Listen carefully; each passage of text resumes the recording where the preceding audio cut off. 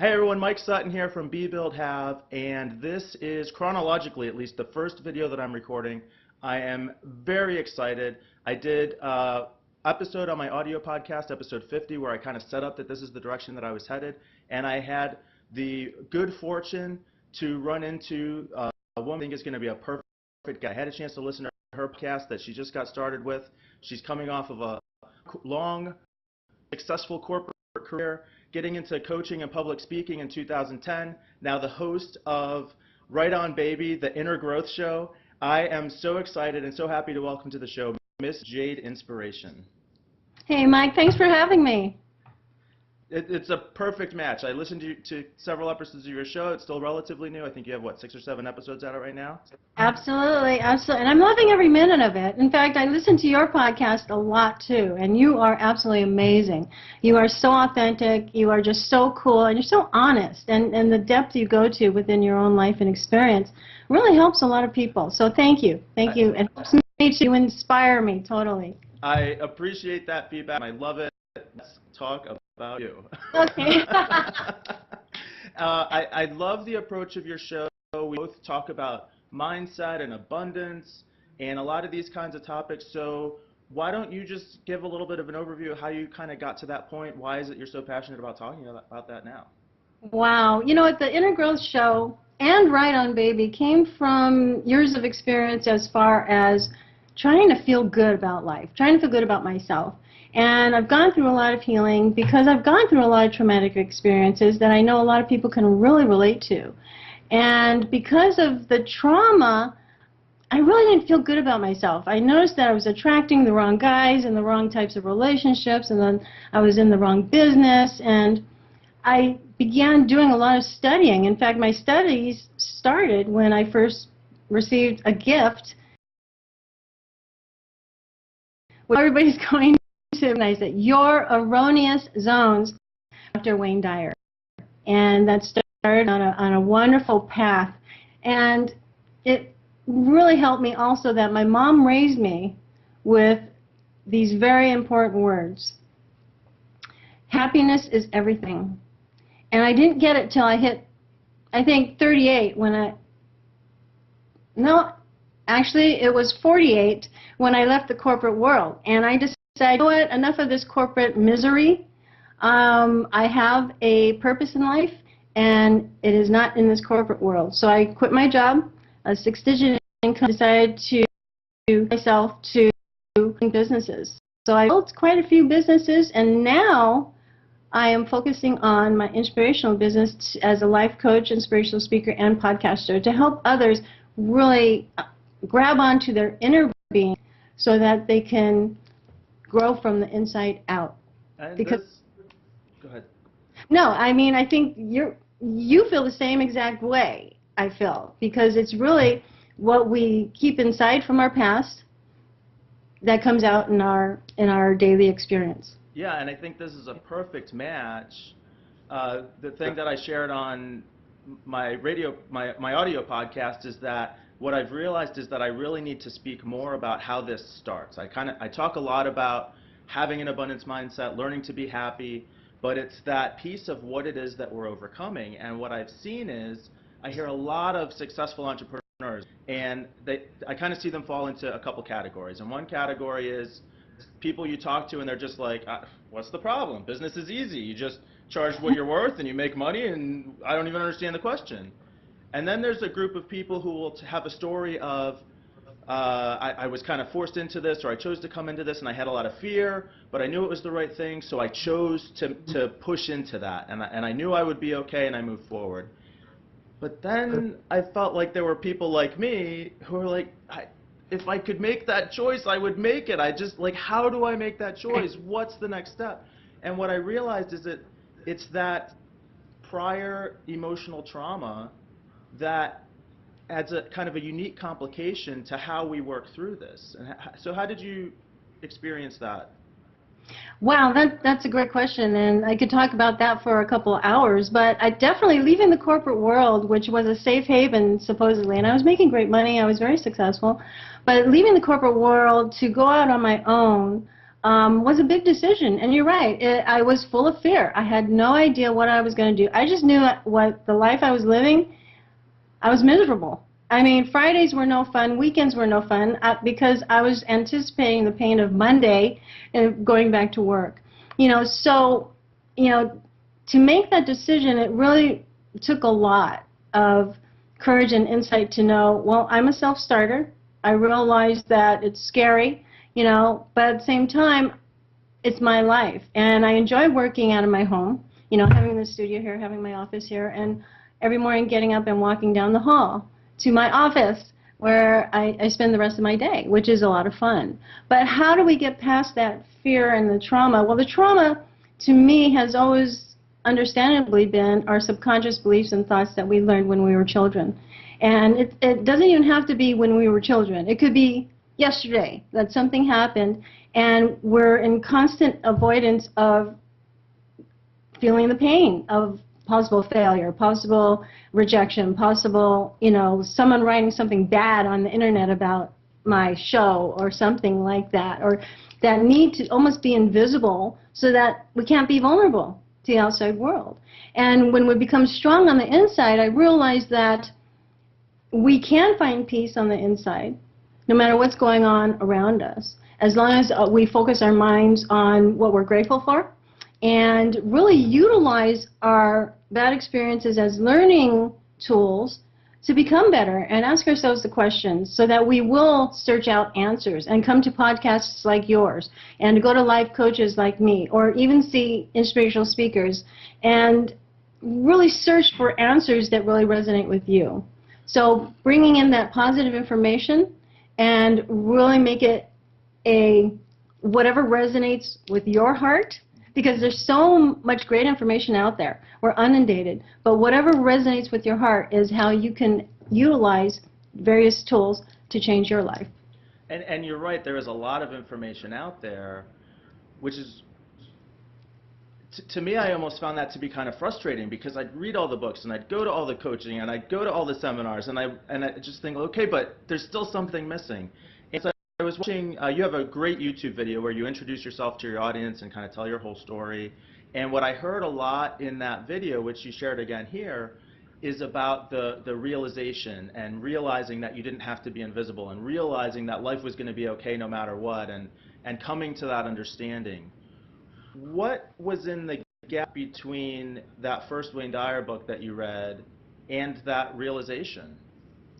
Wow, there was a lot. There was a lot of learning experiences, can I say. I mean, of course, life wasn't perfect at 17 after reading that book because you really have to learn what that book is telling you, and that comes through life experience, and that comes through rejection, that comes through pain, that comes through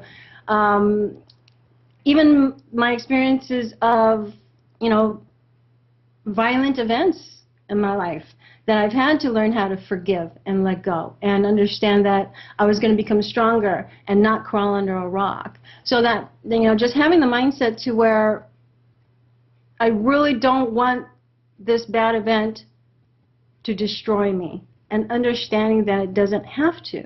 So what happened between the Wayne Dyer book and my epiphany of inner growth, inner strength, inner power, life happened, and it continually helped me learn more and more about how resilient I really am and how I can focus and how I can really harness my inner being, which is my authentic self, which is my spirit, and really harness new beliefs that are true about myself rather than, remembering what other people were trying to tell me or what I perceived other people were telling me about myself, that I'm not good enough, I'm not worthy, I have to be better, I have to be perfect all the time. All that stuff is not true because I love my imperfection. And when you love your imperfection, you know that you're perfect and it's okay because you're a naturally evolving person. So I think between, the age of 17, 16 years old and to my epiphany, it was always evolving in that direction of true inner peace and inner growth and letting go of the past. And I continue to because it's a process. It's a learning process that subconscious mind needs the right affirmations and the right thoughts and the positive beliefs to really change. And I think everybody has that power, and that inspires me the most. Yeah, great. And again, I feel like I can really associate with what you're sharing, and I really appreciate that you share this message. In that evolution, and this is over several years, right? Oh, This absolutely. evolution. So did that feel to you like a long, slow, steady, slow, easy walk uphill, or did that feel like a slow build up to a big explosion of realization? Wow, that's a great question because I think, from age 17, we have a certain mindset. And as we grow older, our priorities change, our beliefs change, our experiences change. So we do deal with different challenges along our life road, and I think it was a slow growth, but at the same time, it continues to grow. And every day I have an epiphany about, and people I talk to, the people I coach, the people such as you that I am so grateful for coming in contact with that inspire me. So I continually study, I continually bring in information and new ways of thought, and it's the thought processes that really have made a difference for me. So, oh man, I'm grateful for every single bad experience of my life from the day I was born until now, because each one of them has made me become a better person and learn how to forgive, learn how not to take things personally, learn how to truly value who I am and my desires, and allow other people to develop their own sense of self too. And I think that's very empowering for me. And as I grow, I help other people grow, and they help me grow. And I think it's always been that slow kind of growth, because you have to have bad experiences in order for you to really bust out of your comfort zone and ask the questions. And today, I'm grateful for every single bad, crappy thing. Can I say crappy? How about it? Crappy things that happened to me, honestly, quite honestly. And, my ability to forgive really has helped me a lot. So I think inner peace comes from that, from, not taking things so personally and knowing that you have the power to really determine how you're going to be, how you're going to feel, and what you want to focus on to experience in your life. Is it easy? Not always. Of course not. I mean, there's moments where I'll sit here and I'll go, well, I'd rather be invisible. I don't want to do that today. I will. And I go, well, no, I have a message, and I think it'll help people. So I move past that. I move past that fear or that preference or that need to be invisible, because, hey, we're all magnificent, and we all have something to offer. Do you have maybe a story or an experience that you can share from before this realizing that you don't have to be invisible to protect yourself, that'll that you can contrast to where you are now to show I don't know if you call it a misunderstanding or a mistaken perception, but just the difference between the that you were getting because of self-protection of having to feel invisible before, and then how life is different now. Well, yeah, I definitely have a story. I mean, and don't we all? We all have amazing stories of courage, and I think probably the biggest story I have, and I'm going to try and make it as short as possible, is I was dating a gentleman, and it turned out that he was bipolar, and I broke up with him because he became a little dangerous. And after I broke up with him, and many attempts from him to get us back together, and I kept saying no, I found him in my backyard trying to get into my home. And he ended up forcing me into my home, and for the next 6 to 7 hours terrorized me. And that was because he was having a psychotic episode. And he almost killed me. He was 6'2", 225 pounds, and I'm 5'2", 100 plus pounds. So he was double my size. So he threw me around like a rag doll.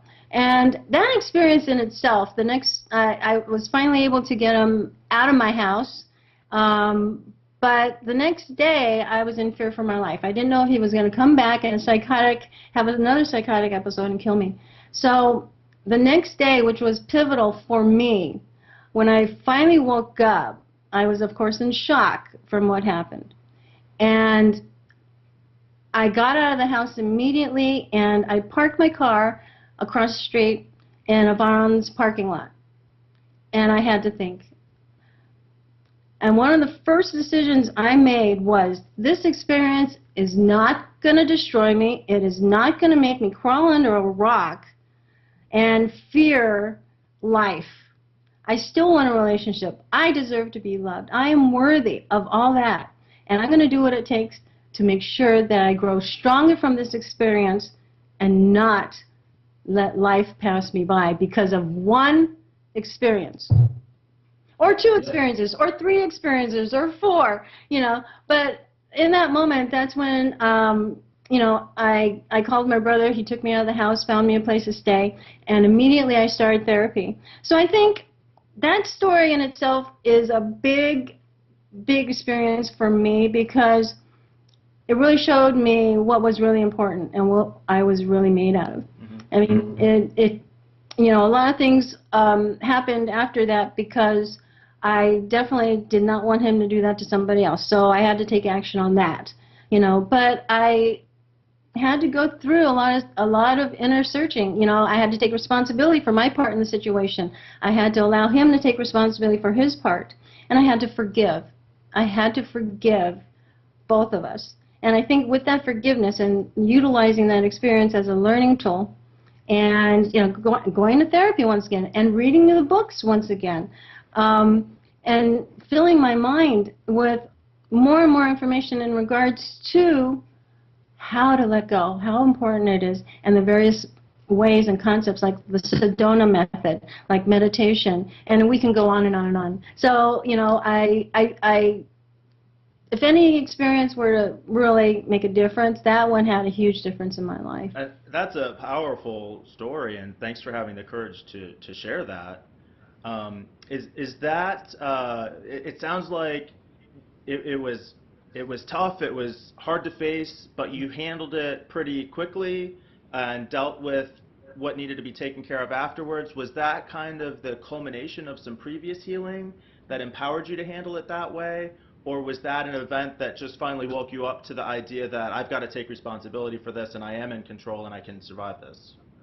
Well, thank you for asking that, because really, my healing began, of course, probably when I realized that my childhood had a lot to do with my self-esteem.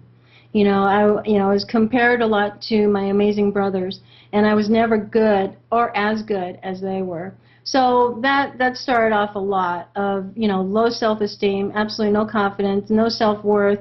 I was never good enough, or I felt like I was never good enough in other people's eyes. So I just continuously tried harder and harder as a people pleaser, and, not pleasing the people around me in my childhood was not good. I had to please people, or else, it wasn't there weren't very good or not very pleasant consequences to not pleasing other people.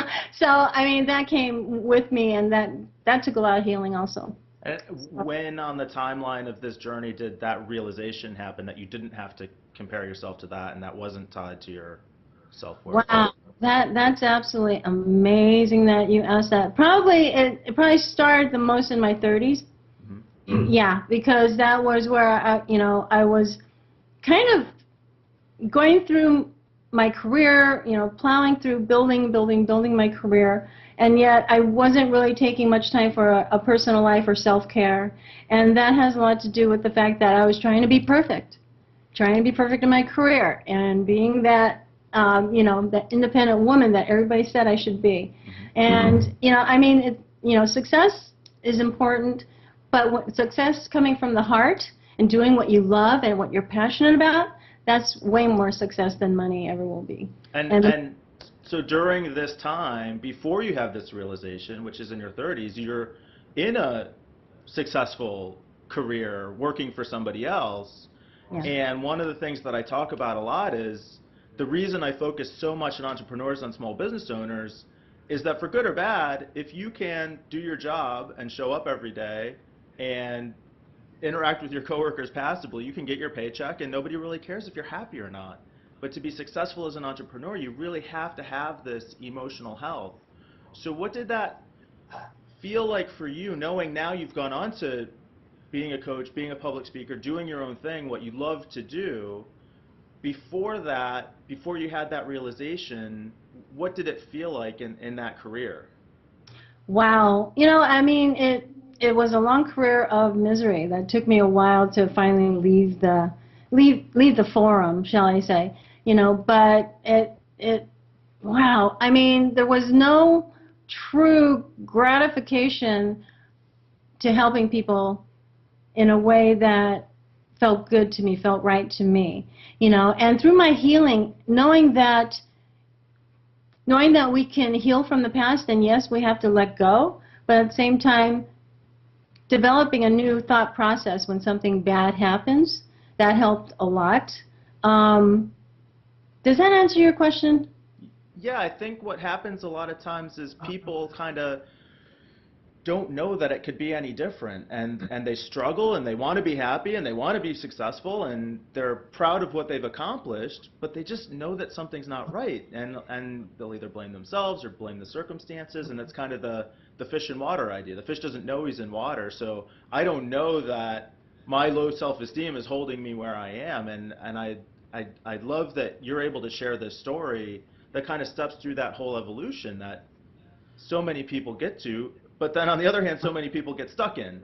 A lot of people will be unhappy in that job or not getting the results that they want in their business, and they just don't know where to go from there. Well, absolutely. I think self-confidence has a lot to do with it, and that's developing a real true sense of what you want and what you desire. You know, and finding stock in your value and knowing that you are worthy and you remain worthy since the day you were born of anything that you want. You know, and realistically, it does take some work to go from low self-esteem to higher self-esteem because you have to learn more about yourself, you know, and you have to go deeper. And it's the biggest thing that I've ever done was go deeper and really look at the truth about me, you know, and the truth is I am good enough, just like you. And I feel that's what really helps people get through the tough times and get past the fear. So one more question from your YouTube video that you had shared, and then we'll move a little more into the present. Okay. Another kind of key idea that really stood out to me that is a great lesson is the realization that no matter what happens, you're going to be okay. And I think for me, I realized that and what it looked like was I recognized that I had a lot of fear of failing in a business or failing at something that I was going to try to do. And the realization was that if I didn't think if the only reason I was afraid of failing at a thing is if I felt like I was a failure. If I felt like I was a success, then even if I didn't achieve what I wanted, I would just try again. It's no big. How did you come to this realization that just no matter what, everything's going to be okay? Well, oh, wow, you know, well, obviously everything's going to be okay because I have proof of that in my life, and we all do, because we're still here. You know, we're still here chugging along. We're still here living our lives, you know. So I think really understanding that you've gone through the fire already, and you will have fires, but you'll also have things that are absolutely amazing that will really touch your heart and make your life absolutely beautiful. And those moments are the ones we should cherish the most because I see how I don't know what it is, but it's that human condition that makes us focus on the bad stuff that has happened. But when we focus on the many more beautiful things in our life, that's going to help us move forward. So I love that you brought up focus, and I know you do a lot of work with law of attraction. So I think a lot of people just don't even realize or aren't even aware of how negative they are moment to moment, day to day, over the course of their entire lives. And they'll say, well, I'm just being a realist, or I don't have anything to be happy about, or this is life and life is hard, and all these kinds of things. And I know in my own life, early on in my healing, which was frankly only 3 years ago, my wife was I don't know, she was reading a book or something and got on this kick of abundance and just being positive. And she didn't tell me she was doing it, but over the course of a couple days, I just started realizing like there's something different. Like I just feel better being around her, and she just seems happier, and I don't know what it is, but it's just really nice. And it wasn't till years later that I asked her about it, and she said, "Oh yeah, I started reading this book about abundance and practicing that." How do you see that, maybe with coaching clients or people in your life where they're just a little bit stuck in not even questioning that negativity. They just assume that's how life is. How do you work with people to move out of that? Well, if people feel, some people feel that, yeah, this is what life has dealt me and this is all there is. They usually don't seek out a coach or therapy. It's individuals that have a certain amount of awareness of what's really happening, and it's feeling like, my life is not very fulfilling and I'm unhappy. And that's not the way life should be. And once that awareness happens, that's when people seek out a life coach like me, to where, hey, let's find out what it is that you believe that is stopping you from moving forward with your life, with your relationship, with your business, with your significant other, with your kids, or whatever it is. Let's take a look at that. So it's really focusing on what the issue is, and then reframing it into a positive substance that is tangible, that is understood. And that can be done through, I have my clients do a lot of affirmations, I have them do a lot of exercises, a lot of journaling, and a lot of discussions with me in regards to what do they want and what do they feel. And let's move through that and really look at what the truth is. And the truth is that you will be okay, and we will focus on what's going to get you there, and then taking actions on what they truly want. So a lot of times, a lot of people don't know what they want, and when that happens, and it's happened to me. I don't know what I want sometimes, so it's really coming from your heart and learning how to listen to your heart again. That really helps people, because in our childhood or in our life, oftentimes we learn somehow that we can't feel. We're not supposed to listen to our heart. We're supposed to intellectualize everything, right? So we stop learning to listen to what our heart says, and if that means, hey, I need support here to help me get through this block, and that's when they come and find me. So I help people remove the blocks that are stopping them, to let go of the past, to really harness loving themselves and loving their lives. And we always have a choice on what we focus on. And like your wife, sounds like an amazing woman, she's focusing on abundance, and she's making a choice to be happy. And we can, in any moment, to be happy. So always knowing that you do have a choice. Like you said, some people don't realize they do. And I think that realization that they do have a choice is a perfect place to start. And you touched on a couple great points there, and stuff that I was actually thinking about coming into this interview, because a lot of this kind of just is based on the fact that you're open to an answer. And somebody who is just so consumed in the negativity and isn't even really looking for change, even though they'd say, like, oh, I wish I wasn't so unhappy all the time. Like, they're not even going to be watching this interview. Right. So to the people, at least here, watching the interview, and this was me for a long time. I'd read the books, I'd go to the seminars, I'd talk to the coaches, and it took years and years and years of sticking with that, asking the question over and over again, until it finally started to sink in, and realize I was making it a lot more complicated than it needed to be. And then the other thing that you mentioned that I thought was really great is this idea of knowing what you want. And for me, for a long time, just like you said, you get these blocks, you're taught not to feel. Like, wanting is an emotion, and if you're not paying attention to the emotions because they've been too painful in the past, or you learn to not trust your own judgment, then to me it almost felt like, well, there's really nothing that I want. I don't know what I want because I'm afraid to think about what I want, because that just leads to more disappointment, and that just leads to more pain, and that just leads to not getting it anyway. So I'm just going to cut all that off. And I'm imagine that you see quite a bit of that. No, absolutely. And, awareness. And you know what, to anybody that's listening here and listens to Mike's podcast on a regular basis, because it's an amazing podcast, I I bow to you, and you know you're way ahead of the game in your awareness and your understanding that life can be fabulous.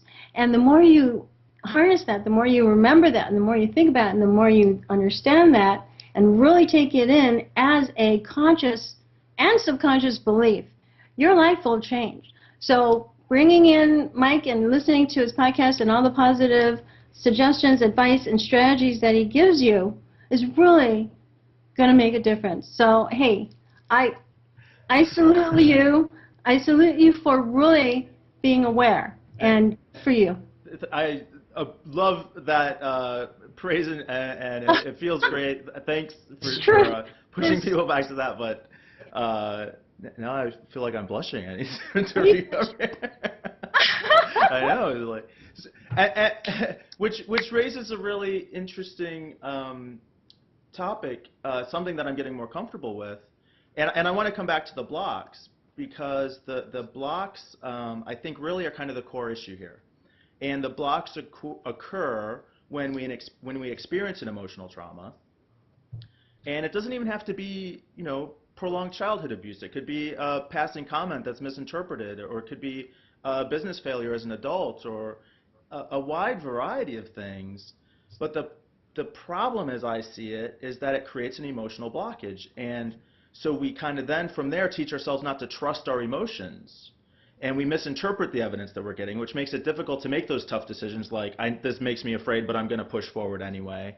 And one of the things that I used to do a lot was when I would receive positive feedback, it would actually make me feel worse about myself because I had such low self-esteem. And the perfectionism would make me say, well, if this person's saying something nice about me now, then why can't I do that all the time? And why can't I get better results? So I do really appreciate what you're saying. But talk some more about that blockage and the impact that can have for people. Well, wow. And we did tap into awareness.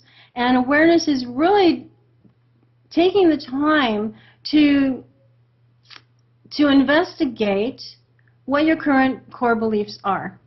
You know, and that means I'm not good enough to own my own business. I'm not good enough to build my own business. I'm not good enough to have the love of my life. I'm not good enough. I'm not good enough. I'm not worthy. I'm not worthy. I'm not worthy. I failed before. I failed before. Why should I do it again?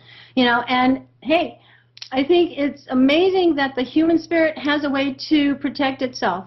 You know, but what blocks us is when, like you said, we don't believe in ourselves. So how do we change that? Well, we change that by, you know, continually, you know, telling ourselves the truth, meaning you are worthy. You know, you are a loving person. You have a lot to offer the world. You know, I mean, you know, having blocks is almost a learning experience, because if you can pin, you know what, I remember, you know, in my last job, they laid me off, and I don't feel like I want to go after what I want because I'm going to get laid off anyway. I mean, that's a block, you know, but you don't find it until you search for it. You know, when you search for it, find it, you go, you know what? The past does not equal the future. And the truth is, our motivations, our actions are based on two things: to avoid pain, right? Or to gain pleasure. So when you find that gain pleasure acumen and you really charge with that passion of what you want rather than what you don't want, right? Then that power within you will definitely muster up the courage. And it does take courage. It takes courage to change. Change is not always easy, but it can be done. Yeah, and that self-doubt isn't always, I'm afraid to start my own business, I'm afraid to try something new. And a lot of times there are people who have started businesses that feel like, I can't charge what I'm worth, and I can't get control of my time, and I wish my business was doing better, and I wish I had more clients, that come from this same place. Sure, absolutely. And most of our experience really does come from our understanding of our self-worth. And that has a lot to do exactly with what you've been talking about, Mike, because we really have to understand that what we're offering the world is of value, you know, and it is hard, only because, like you and I, we're both in an altruistic industry, and all we really want to do is help people. And it's the money part and the business part can kind of like get in the way. I just want to help people. I just want, money, business, blah. Blog, SEO, blogging, charging, fees. The passion is about helping people, but that doesn't mean that our information is not valuable, because it is. Your worthiness is valuable, and to really come from deep inside and find that worthiness within you, that's where the magic will happen, and that's where the growth will continue. Yeah, Especially in business. I think that's a really important lesson, and you're right, it does happen a lot with coaching. I've experienced the same thing. It's just about my message, and it's just about helping people, and it's easy to say, well, I don't care if I make money or not, but that does go to whether we really understand the value of what it is that we're providing. The business, they say all the time, business is about relationships. You do business with people you know, like, and trust. Sales is a process of emotional transfer. If you don't understand the value of that human connection, and there is real, legitimate business as well as interpersonal value in that connection, you've got to give it its worth. You've got to respect that. You've got to take that into account, and that then, if you can work that out, I think the money then starts to fall into place. Absolutely. And it brings me back to your wife's subject of abundance. Mm-hmm. Abundance isn't only financial. Abundance is, well, making a lot of money is always good, right? But it also includes being abundant in your heart, being open, and really allowing yourself to be authentic and really express yourself to others, like you do on your podcast and me on my podcast, so that other people can learn from your experiences. And, moving past that need to not charge. Well, that's the only time we're not feeling worthy, when we do that. So it's taking stock of our worthiness and coming back into our heart and really understanding that we're divine, we're beautiful, we are worthy, and our information and our services are valuable. And I think, wow, and for everybody, it's going to be a different process to get there. Yeah, and it's a really interesting dynamic too, that the thing that we're lacking, we hold away from ourselves. So in my tech business, I for a long time would be really stressed out. I'm not getting enough sales leads. I'm not earning enough money. The business isn't growing fast enough. And it wasn't until I realized that I know what I'm doing. I have the value of this business is me, and I can connect with people, and it's safe to do that. And I started to embrace that side of it. Then the money just started to show up, and the business just started to grow. And we saw the same thing in our home lives. The more we tried to control and scrimp and save and stretch and worried about we're not making enough money, then it was never enough. But as soon as we let go of that and realized, well, we have what we need, we do pretty well, everything's okay, then it just freed everything up, and savings started going up, and debt started going down, and income started rising, and everything just started flowing a lot more easily. And I like that idea of flowing. Yeah. Especially, we're talking about money flowing, success flowing, abundance flowing, and we were talking before about emotional blocks, and it really kind of ties it all together. How do you see that? Wow, that's a great question. I mean, wouldn't it be great to just flow with life and just be at peace at all times? It's like row, row, row your boat gently down the stream, and really just allow life to happen, and detach from expectations, and allow yourself to unfold, and really allow yourself to love yourself and find all the reasons and the passions behind that. So I don't know if did I approach your question? Yeah, absolutely. And I love how peaceful you got in that moment, and I got energized by it, because this kind of interaction is really just, that's what it's all about for me. This is how we learn from each other. We're people, humans, are perfectly designed to engage with each other, and it's only when we get scared and feel like we need to protect ourselves that everything gets screwed up. So I love being able to talk through this. So on the idea of blockages, these emotional blockages, I'm finding there's a couple schools of thought. Some people say you really got to go back and work through that traumatic incident and process that emotion. Other people say it's just kind of a physical thing, and if you can release it, discharge that physically, then that accomplishes the same thing. How do you approach this with your clients?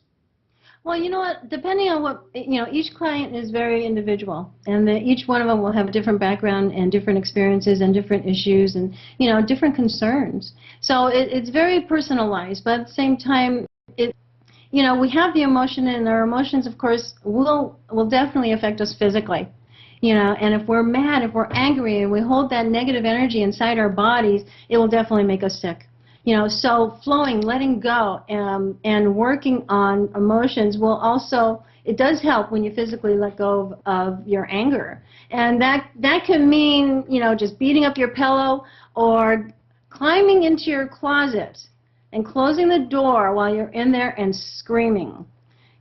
So physically allowing negative energy to come out of you is extremely important, and you can do that also by working out. And there's other techniques, of course, But I think allowing yourself to feel what you feel is very important too, because we're always in denial of, oh, I'm not upset, or oh, it didn't bother me, the guy just rear-ended me, or if we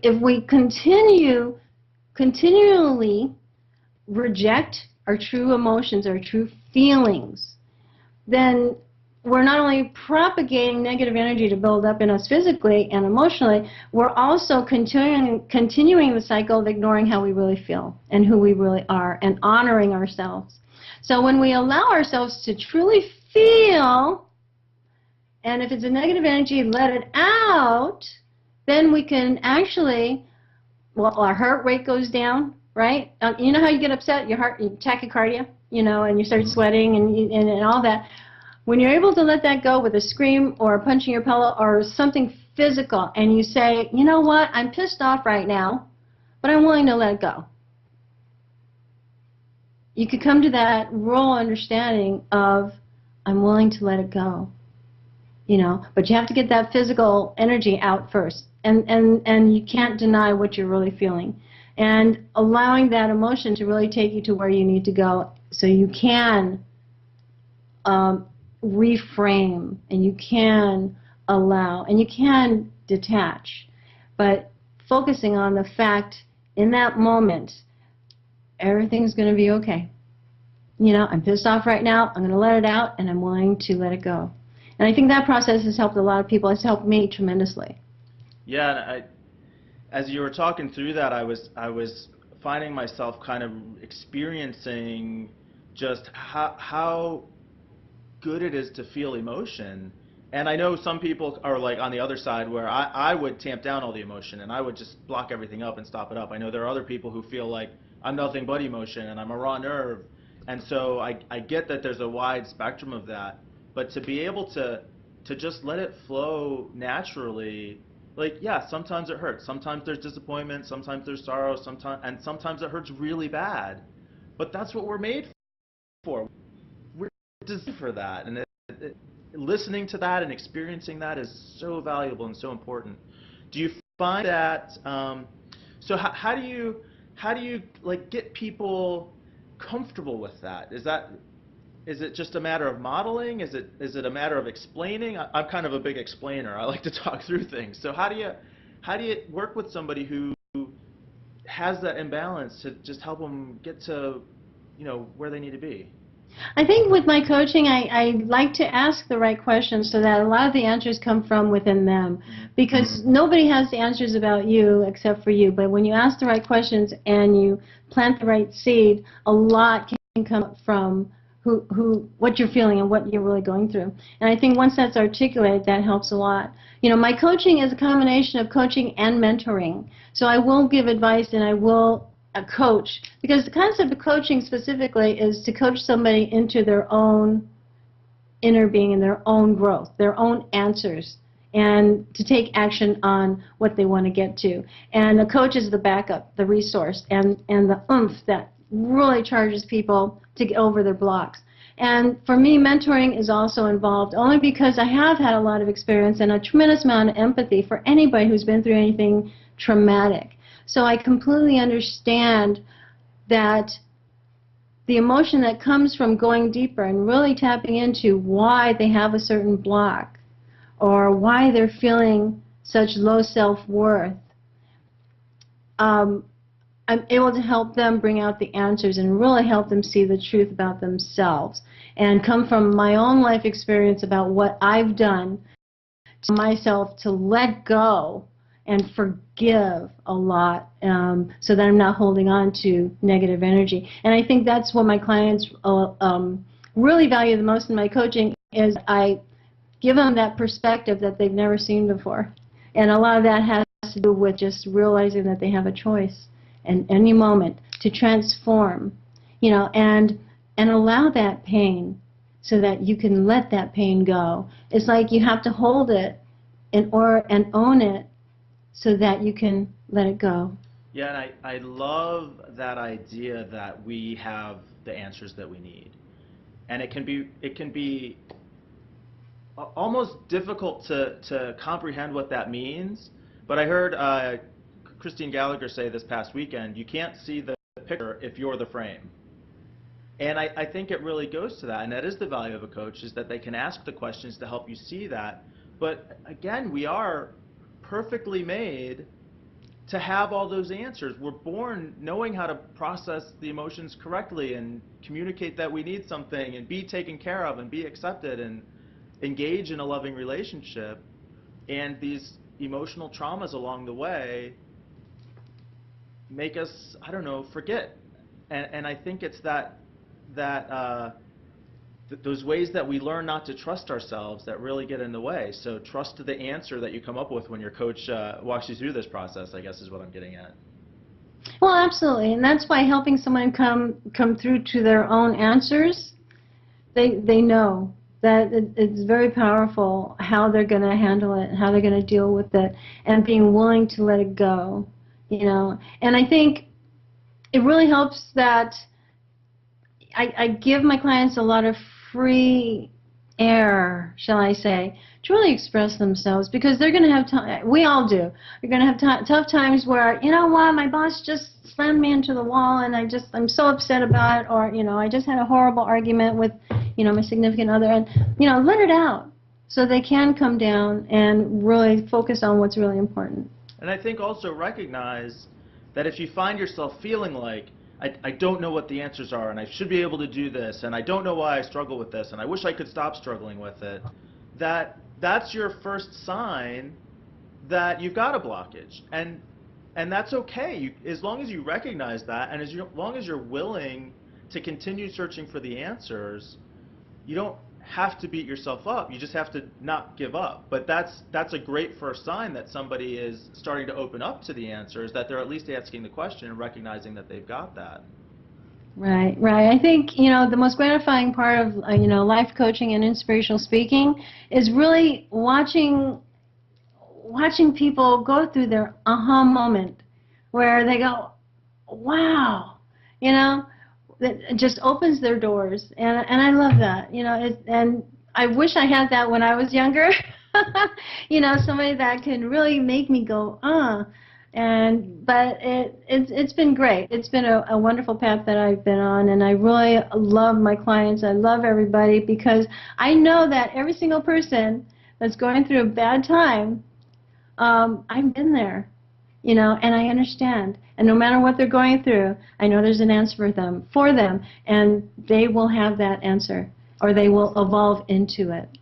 And I love that you're willing to share that story, even though there's still some fear around that. And are we doing the right thing? And is the coaching business growing the way we want? Like, everybody experiences that, and that's the thing that I really want people to take away, is it's not always easy. Successful people go through these struggles, have to resolve these kinds of things. That's how they get to be successful, is they push through that.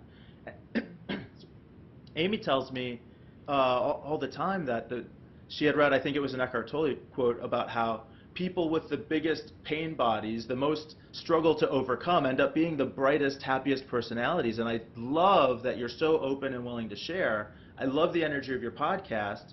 Let's talk about your podcast. What are you trying to accomplish? What's your focus? How's the business growing for you? Wow, thank you so much for mentioning my podcast, because it's really something I'm very proud of. Jade Inspiration, Right On Baby podcast, the Inner Growth Show, really is a show about struggles to triumphs. did I say that right? Struggles to triumph.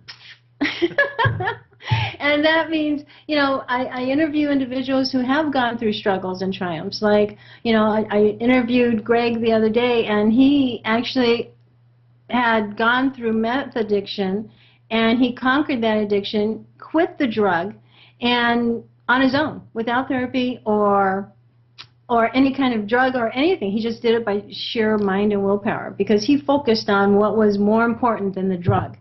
And as you know, the addiction of meth is highly, highly addictive, and it actually changes your brain chemistry and your thought processes where nothing's more important than the drug.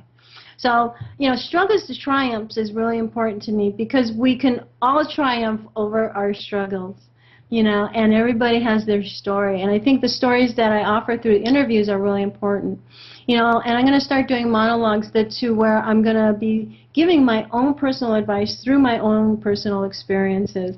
And one of the things that I find really interesting is I just turned 50, and I don't feel 50, I don't look 50, I don't behave 50, and it's enriched me a lot only because, yeah, I'm still kind of a juvenile. I'm playful, I'm funny, and I love life. I don't act like a 50-year-old where, stereotypically, but I love it. And I think no matter what age you are, you can still focus on what you want to focus on, and you can still be who you want to be, and I think individuals that have come from a similar background as me, has business acumen, but not internal joy, those are the type of people that will really love my podcast because, you have the wisdom, you have the capabilities, talent, and you have the experience, but that inner part has been ignored for so long.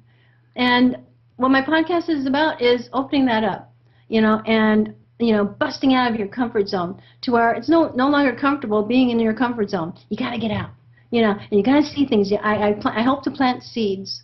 So that's what my Right On Baby podcast is about, and it's been a joy. It's been an evolving project for me, and I just love it. I really love the people I meet, such as yourself, and I can't wait to have you on my podcast and interview you.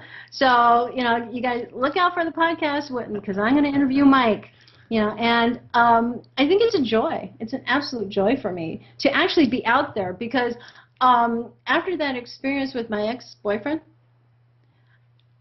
I kind of wanted to be invisible. I did not want to get out there, but at the same time, there were times where I had to kind of feel my way through. Is it just a preference that I'd rather be invisible and I like my privacy, or is it me just hiding from the world?